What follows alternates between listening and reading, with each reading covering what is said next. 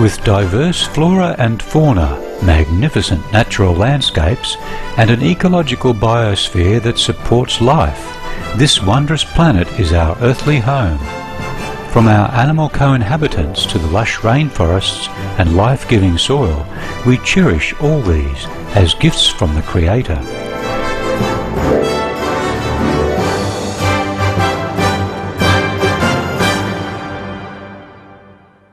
It is a common theme in the world's major faiths that during our temporary stay here we should be good stewards of Mother Earth. Throughout the years, Supreme Master Ching Hai has shared the message of leading a balanced life while following a spiritual path.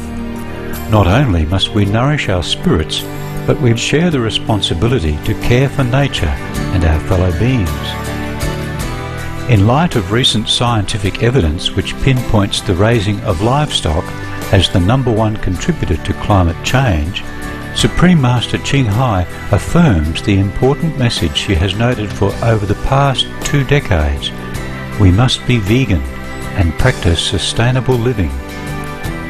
We invite you to listen to a compilation of excerpts from Supreme Master Ching Hai's lectures titled Restore the Balance of the Oceans.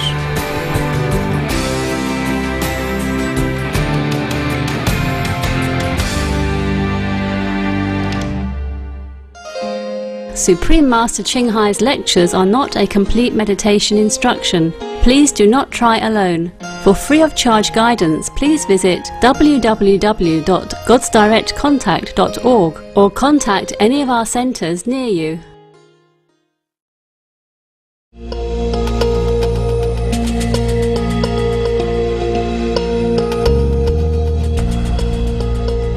Hello, I'm honored to be in this exchange, and it's an opportunity that I enjoy. Hi, love. My name is Ray Fred. Hi. Many people say that we can just stop eating beef and we can switch to chicken and fish instead and lower our emissions. What would you respond to somebody considering that as a choice? You agree to that, sir? No, I just hear a lot of it. How would I respond to someone who is going that route? Switching to anything at all other than a purely plant-based diet will not really help at all. This is because of all the things I mentioned above, and first of all, eating both fish and chickens does not significantly reduce the global warming at all. Eating chicken, for example. Chickens that are grown for food are a huge source of antibiotic arsenic poison and fertilizer runoff, which increases pollution and global warming effects. For example, in the United States alone, the Centers for Disease Control report that 76 million cases of foodborne illnesses are reported each year, with poultry, the chicken that you mentioned, triggering more cases than any other food group even. Sometimes these are also life-threatening, or they can leave permanent damage in the person. So there really is no reduced cost for eating something like chicken. As for fish, overfishing of the seas has already resulted in imbalances such as the so-called dead zones everywhere in the sea that do not support life. Dead zone is the area of sea sometimes as big as Texas, that no life in there at all, no fish, no shrimp, nothing live in there because there's no oxygen. The reason is overfishing. You see, there's another condition called acidification, where the lack of certain fish has contributed to higher ocean acidity, which in turn reduces the capacity of the ocean to absorb CO2. And the ocean is a very complex ecosystem, where every living thing has a unique function. So removing even a small fish for humans to eat creates an imbalance in the sea. In fact, we are already seeing an effect of this imbalance on marine mammals. As the ocean became warmer and warmer and more acidic, more toxins are present in the water. The whales and the dolphins are thus being driven from the ocean as conditions worsen. They are suffocating them. Sometimes hundreds at a time, they're, dying on the beach because they cannot tolerate this, toxic condition in the seawater anymore. What do we think? Why the dolphin and the whale beach on the sand? You think they go there for vacation? See, they die hundreds at a time because they cannot suffer anymore the water in which they live. Water means life to them, but now water become poison. So they had to go out. They go out, they die. They stay in the water, they die. They come to the beach, but it doesn't help them either. They die either way. So even though fish and chicken may not have the obvious carbon impact that other animals do, everything is interconnected. And there's no way to say that consuming these things result in lower carbon price to the earth at all. Thank you. And, yes, sir. And according to scientific research, chickens are very intelligent. They have DNA almost like human. And fish as well. It have been proven that fish also intelligent. They communicate with each other. They can talk. They led a very, very organized, very, very intelligent life. Even ants are talking to each other, according to new scientific discovery. They talk to each other in such inaudible languages that is recorded by the sophisticated scientific apparatus. So even ants, they're intelligent. Look at the way they build their city and their palace. We could not do that compared to our size. They're building, like a skyscraper by their own hand only. But they talk to each other even. Even ants talk to each other. Fish talk to each other. They do lead intelligent life, and they all have souls, consciousness in them. Anything God puts on earth is for a purpose. We should not kill anything. We should not eat anything except plant-based diet.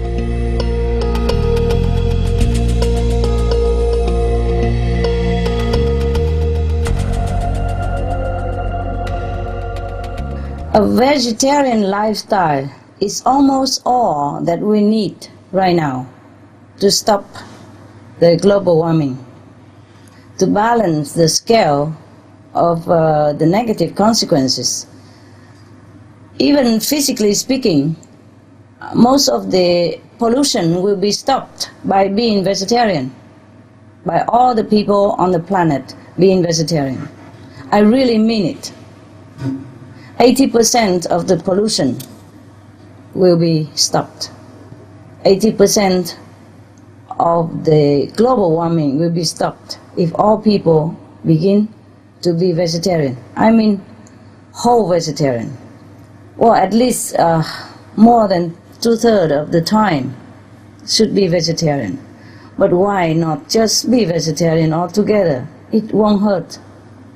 It will only do us good. It helps the world, it saves the planet, and it saves our children.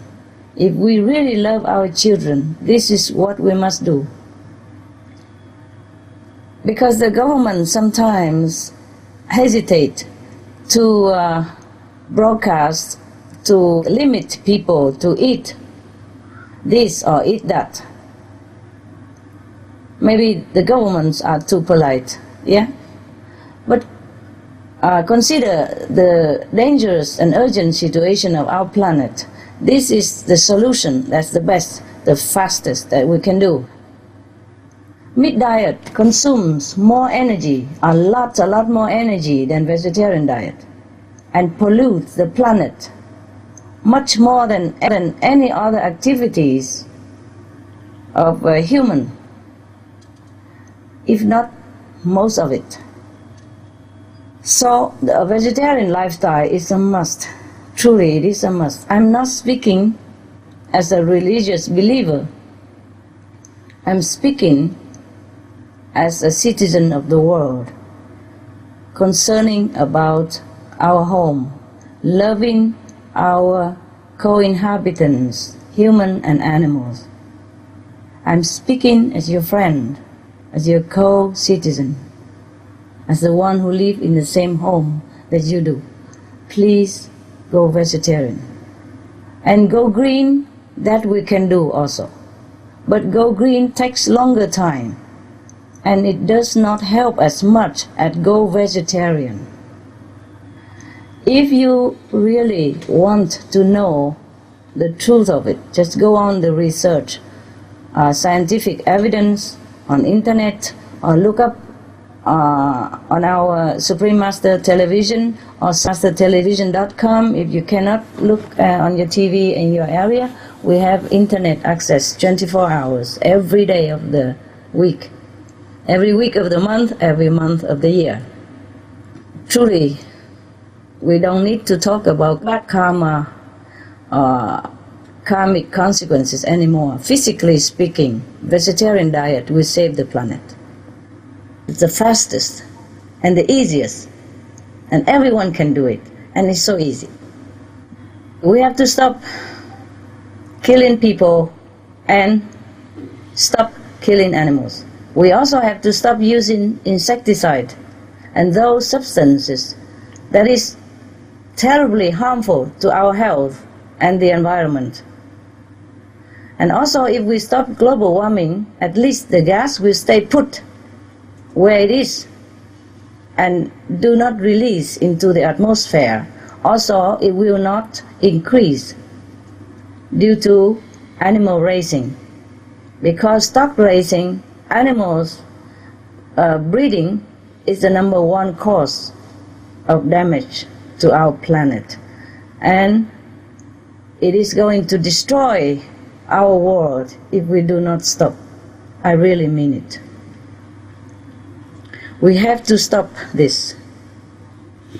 We have to stop the killing, we have to stop the meat eating, we have to stop insecticide, we have to go organic. Yeah? And vegetarian is a must. Otherwise, there will not be just the dead zones in the ocean. I repeat. Otherwise, if we don't do anything now, if we don't go veggie, if we don't stop polluting our planet in many ways, then there will not be just the dead zones in the ocean. There will be a dead planet. And we also will be dead beings too.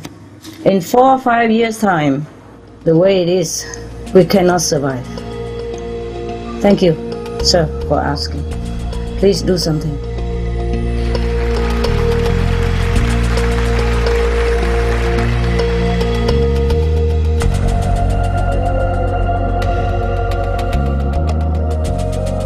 Bonsoir, maître. Recevez toute ma gratitude. Dans le pamphlet sur le réchauffement climatique, il a été dit: en raison de la surperche et de la perte de dizaines de millions de sardines, chaînon vital, les eaux de la côte du sud-ouest de l'Afrique sont chargées d'un gaz toxique qui bouillonne depuis le fond de l'océan, tuant la vie sous-marine sur une surface équivalente de celle de la ville de New Jersey et aggravant l'effet de serre. Quelle est l'origine de la nature de ce gaz? Merci, maître. Yes. Bonjour, Mademoiselle Araba. Bonjour. You came all the way from Cotonou, Benin? Oui, maître. To be with us? You are from Radio Topka in Cotonou, Benin, right? Oui, maître. Thanks for coming to share with us your concern. It is very disturbing to know about the state of the waters off the western coast of your continent. You see, this poisonous gas that you are asking about is formed from the elements that create an oceanic dead zones. Dead zones are exactly as they sound. They are areas of the ocean that are dead.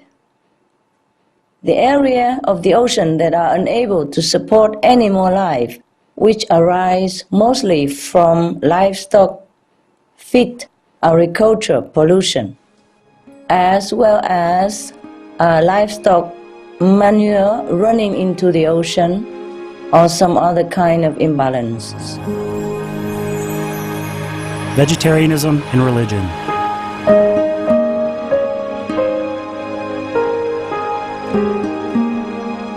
The Baha'i Faith.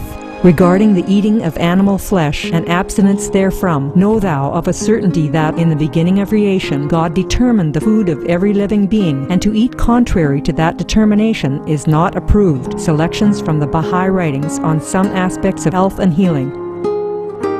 Buddhism. All meats eaten by living beings are of their own relatives. Lankavatara Sutra. Also, after the birth of the baby, care must be exercised not to kill any animal in order to feed the mother with meaty delicacies, and not to assemble many relatives to drink liquor or to eat meat, because at the difficult time of birth there are innumerable evil demons, monsters and goblins who want to consume the smelly blood. By ignorantly and adversely resorting to the killing of animals for consumption, they bring down curses upon themselves which are detrimental to both the mother and the baby. Ksitigarbha Sutra, Chapter 8. Be careful during the days immediately after someone's death, not killing or destroying, or creating evil karma by worshipping or offering sacrifice to demons and deities, because such killing and slaughtering committed, or such worship performed, or such sacrifice offered, would not have even an iota of force to benefit the dead, but would entwine even more sinful karma into previous karma, making it even deeper and more serious, thus delay his rebirth to a good state. Karma means retribution. Ksitigarbha Sutra, Chapter 7. Gaudai, the most important thing is to stop killing, because animals also have souls and understand like humans. If we kill and eat them, then we owe them a blood debt. Teachings of the Saints. Christianity. Meats for the belly, and the belly for meats. But God shall destroy both it and them. Holy Bible. And while the flesh was yet between their teeth, ere it was chewed, the wrath of the Lord was kindled against the people, and the Lord smote the people with a very great plague. Holy Bible. Confucianism. All men have a mind which cannot bear to see the sufferings of others. The superior man, having seen the animals alive, cannot bear to see them die. Having heard their dying cries, he cannot bear to eat their flesh. Mencius. Essenes. I am come to end the sacrifices and feasts of blood, and if ye cease not offering and eating of flesh and blood, the wrath of God shall not cease from you. Gospel of the Holy 12. Hinduism. Since you cannot bring killed animals back to life, you are responsible for killing them. Therefore, you are going to hell. There is no way for your deliverance. Adalila. He who desires to augment his own flesh by eating the flesh of other creatures lives in misery in whatever species he may take his birth. Mahabharata anew. Islam. Allah will not give mercy to anyone except those who give mercy to other creatures. Hadith. Do not allow your stomachs to become graveyards of animals. Hadith. Jainism. A true monk should not accept such food and drink as has been specially prepared for him involving the slaughter of living beings. Sutrakatanga. Judaism. And whatsoever man there be of the house of Israel, or of the strangers that sojourn among you, that eateth any manner of blood, I will even set my face against that soul that eateth blood, and will cut him off from among his people. Holy Bible. Blood meaning flesh. Sikhism. Those mortals who consume marijuana, flesh, and wine, no matter what pilgrimages, fasts, and rituals they follow, they will all go to hell. Guru Granth Sahib. Taoism. Do not go into the mountain to catch birds and nets, nor to the water to poison fishes and minnows. Do not butcher the ox that plows your field, tract of the quiet way. Tibetan Buddhism. The offering to the deities of meat obtained by killing animate beings is like offering a mother the flesh of her own child, and this is a grievous failure. The path of Zoroastrianism. Those plants I, Ahura Mazda, or God, rain down upon the earth to bring food to the faithful and fodder to the beneficent cow. Avesta. Everybody knows that vegetarian diet is good for health and to save the planet. There will be awakening their own great, compassionate, loving self-nature, and then their level of consciousness will rise up automatically, and they will understand more than they ever did, and they'll be closer to heaven than what they are right now.